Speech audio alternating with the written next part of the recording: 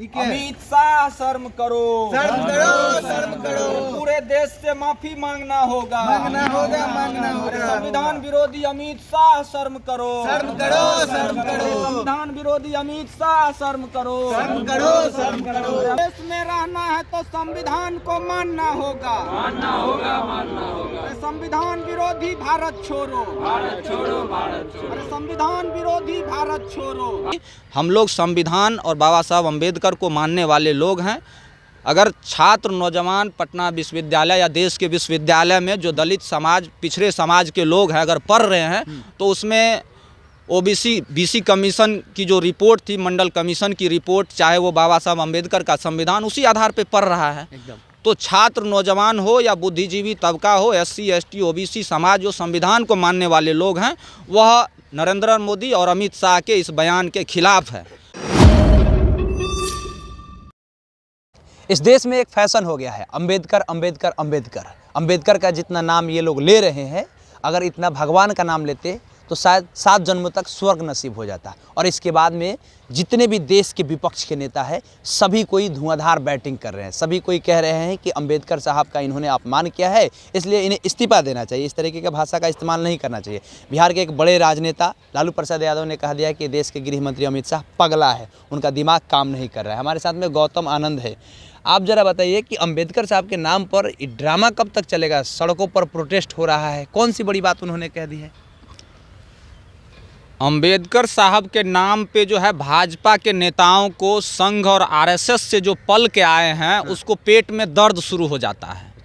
क्योंकि ये लोग संघ और RSS के शाखा से सीख करके आए हैं। न इनको देश से मतलब है, न देश के संविधान से मतलब है, और न ही संविधान को बनाने वाले बाबा साहब अम्बेडकर के विचारों से।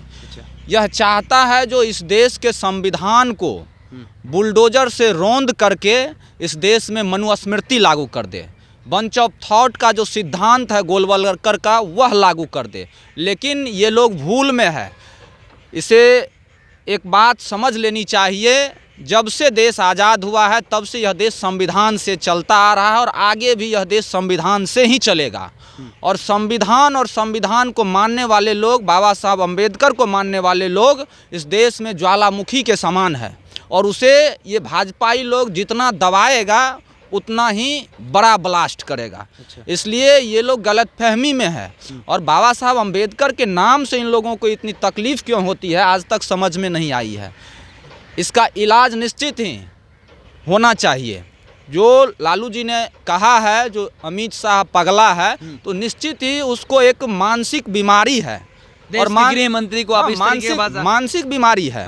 मानसिक बीमारी इस तर्ज पे है, जो भाई जब देश के संविधान निर्माता का नाम देश के नेताओं के द्वारा, देश के जन आंदोलन में शामिल सामाजिक कार्यकर्ताओं के द्वारा, स्कूल कॉलेज में पढ़ने वाले दलित, वंचित, शोषित समाज के, अक़लियत समाज के लोगों द्वारा जब संविधान की बात की जाती है, जब अपने हक, अधिकार और आरक्षण की बात की जाती है, तो ये लोग उसको है दृष्टि से देखते हैं। उससे घृणा है इन लोगों को।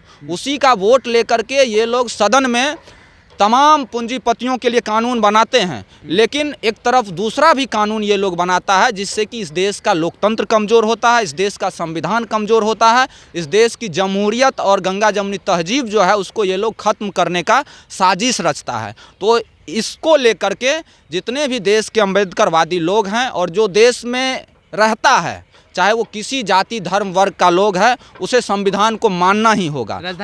उसे अम्बेडकर जी के विचारों को मानना ही होगा। अगर वह संविधान और अम्बेडकर के विचारों को नहीं मानता है तो वह देशद्रोही है, चाहे वह कोई भी व्यक्ति हो। ना, एक बात है कि आप पटना कॉलेज के परिसर में खड़ा होकर के ये बात कह रहे हैं। राजधानी पटना के ही सदाकत आश्रम, जहां कांग्रेस का कार्यालय है, वहां पे तमाम भारतीय जनता पार्टी के नेता जाकर के प्रदर्शन कर रहे थे और बता रहे थे कि राहुल गांधी ने धक्का दिया है, हमारे सांसद को चोट आया है, और वहां पे ज़बरदस्त लाठीचार्ज हुआ, वहां पे ज़बरदस्त लोगों की पिटाई हुई।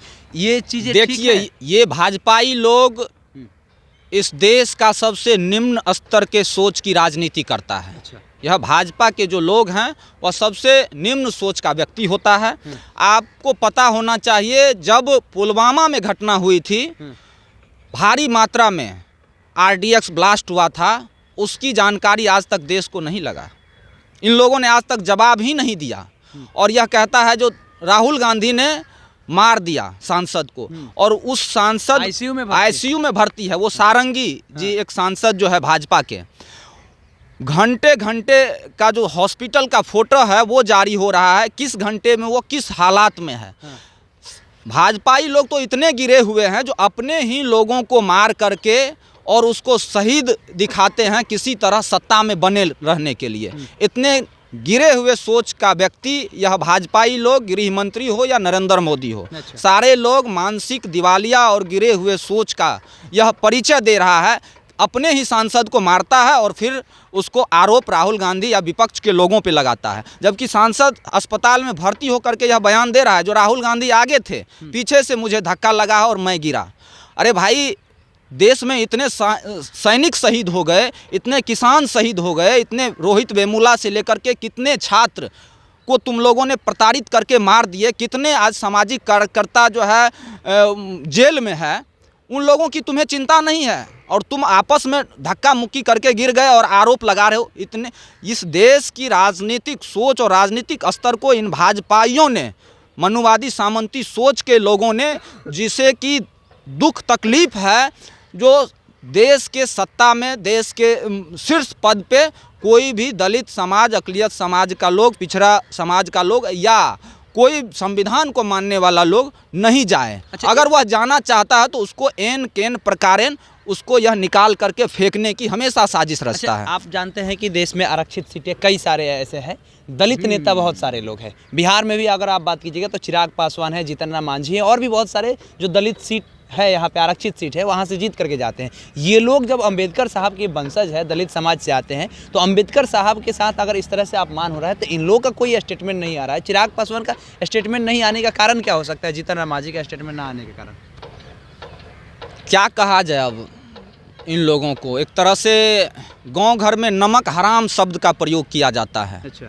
और संविधान के आधार पे बाबा साहब अम्बेडकर और संवैधानिक आरक्षण के आधार पे जो लोग चुन के गए हैं सदन पे, सदन के अंदर, और सदन में उसी संविधान और उसी बाबा साहब अम्बेडकर के विचारों का तौहीन किया जा रहा है, उसको हर दिन नीचे दिखाया जा रहा है संविधान के एक एक मूल्यों को, और ये लोग चुप्पी साधे हुए हैं सिर्फ सत्ता की कुर्सी पे बैठे रहने के लिए, सत्ता की मलाई खाने के लिए। तो अब इससे गिरे हुए सोच का कौन राजनेता हो सकता है? एक तरफ अम्बेडकर साहब को नहीं मानते, आपका ये कहना है? अरे मानते तो फिर इस पे एक शब्द भी तो बोलते। इतना बड़ा अपमान हुआ है अम्बेडकर साहब का। हम भगवान को नहीं देखे हैं, सजीव या निर्जीव किस रूप में भगवान है मैं नहीं देखा है, लेकिन आज अगर इस पटना विश्वविद्यालय में, इस कॉलेज में पढ़ रहा हूँ तो इसमें बाबा साहब अम्बेडकर और कर्पूरी, लोहिया, बीपी मंडल के संघर्ष और त्याग, उसके विचारों का देन है।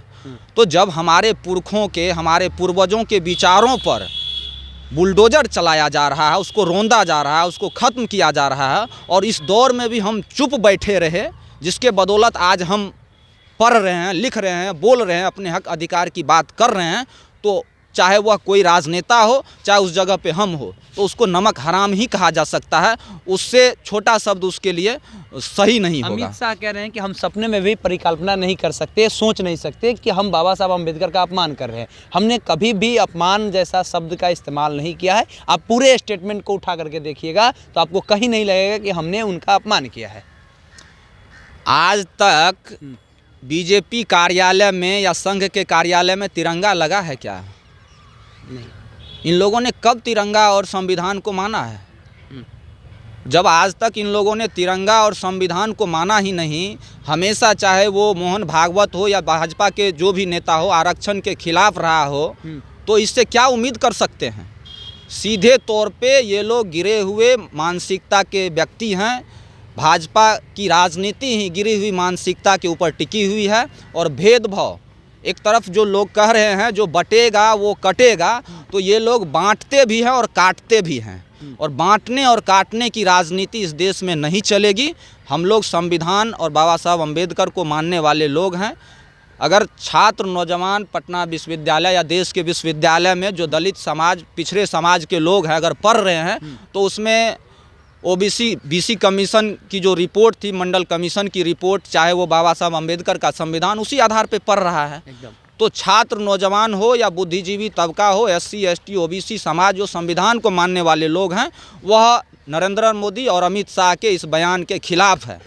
दूसरी तरफ जो लोग संविधान को नहीं मानने वाले हैं, जो भाजपा और संघ के इस बयान के खिलाफ है, वह देश के खिलाफ है और देशद्रोही है, और ऐसे देशद्रोही को मुंहतोड़ जवाब मिलता रहेगा। चलिए, तो जो भारतीय जनता पार्टी के साथ में लोग हैं, वे लोग देशद्रोही है, वे लोग भारतीय संविधान को नहीं मानते हैं, मनुस्मृति के मानने वाले लोग हैं। साथ ही साथ ये बता रहे हैं कि देश के जो गृह मंत्री है, जिनके ऊपर में लालू प्रसाद यादव ने साफ तौर पे कह दिया है कि उनकी मानसिक स्थिति खराब है, वो पागल हो चुके हैं, तो ये भी उनके बातों का समर्थन कर रहे हैं। बाकी आपकी क्या प्रतिक्रिया है पूरे बातचीत को लेकर के? गौतम आनंद की बात से आप कितना सहमत है, कमेंट बॉक्स में लिखिएगा। हमारा नाम केशव यादव है, पब्लिक स्टेशन आप देख रहे थे। बहुत बहुत धन्यवाद।